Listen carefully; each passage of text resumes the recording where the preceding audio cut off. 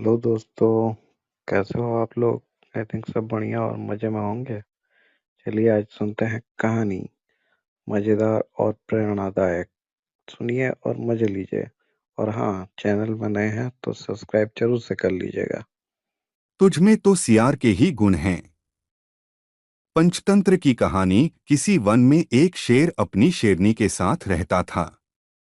एक दिन शेर शिकार के लिए गया। दिन भर भोजन की तलाश में भटकता रहा, पर उस दिन कोई शिकार उसे नहीं मिल पाया। लौटते समय एक नन्हा सा सियार दिखाई दिया। शेर को लगा इस नन्हे सियार को मारना ठीक नहीं है।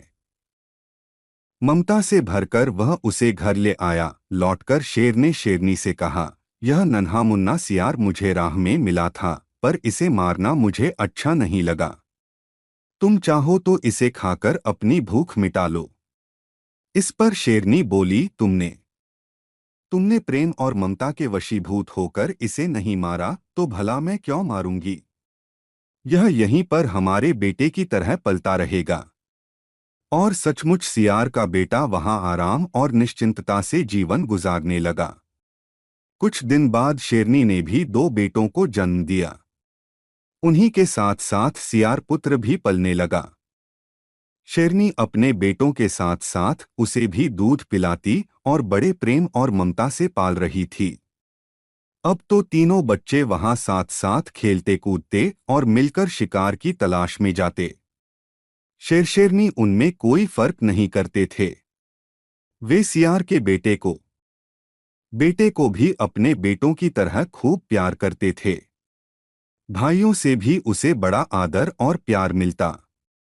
और सियार पुत्र भी बड़े भाइयों की तरह उनका ख्याल रखता। एक दिन सियार का बेटा सिंह के दोनों बेटों के साथ शिकार के लिए गया।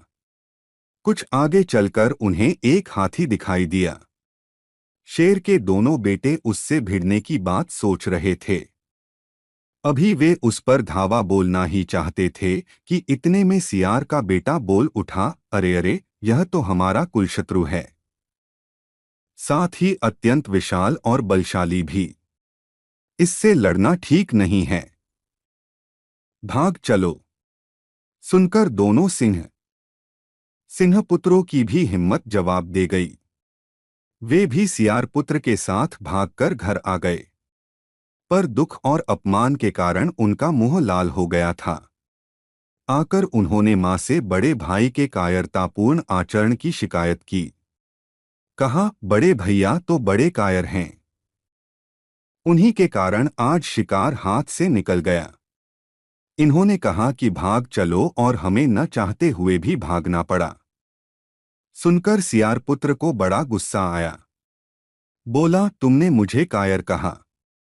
मैंने तो तुम्हें आने वाली आपत्ति से बचाया और तुम तो उल्टे मुझे ही बुरा बता रहे हो और मेरा अपमान कर रहे हो। अब मैं तुम्हें छोड़ूंगा नहीं। चलो लड़ने के लिए तैयार हो जाओ। इस पर शेरनी ने उसे समझाया, बेटे, ये दोनों तुम्हारे भाई हैं।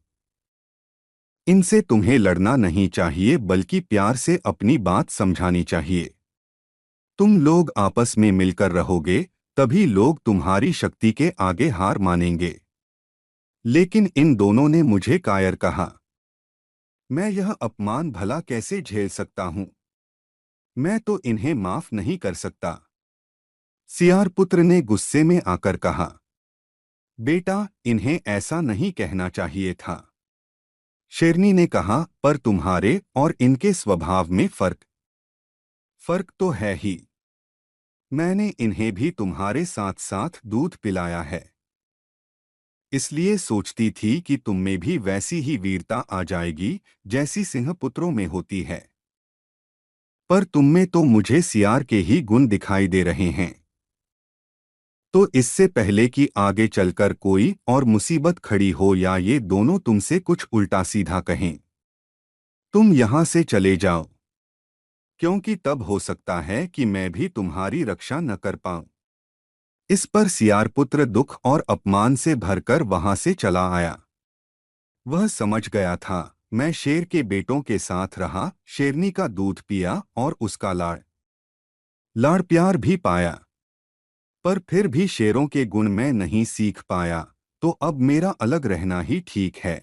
कहानी कैसे लगी मेरे प्यारे दोस्तों? अच्छी लगी तो लाइक, शेयर और सब्सक्राइब जरूर से कर लीजिए ताकि आपको ऐसे मज़ेदार कहानियां सुना सके। और हमें इतना चाहने के लिए आप सबों का दिल से धन्यवाद। आशा करते हैं कि आप लोगों को ये कहानी अच्छी लगी हो। और हमारे चैनल को जो भाई बहन सब्सक्राइब नहीं किए हैं, जल्दी से कर लीजिए। आपके लिए और मज़ेदार कहानियां लाने वाले हैं, तो सब्सक्राइब करके रखें ताकि कहानी सुनने मिले सबसे पहले आपको।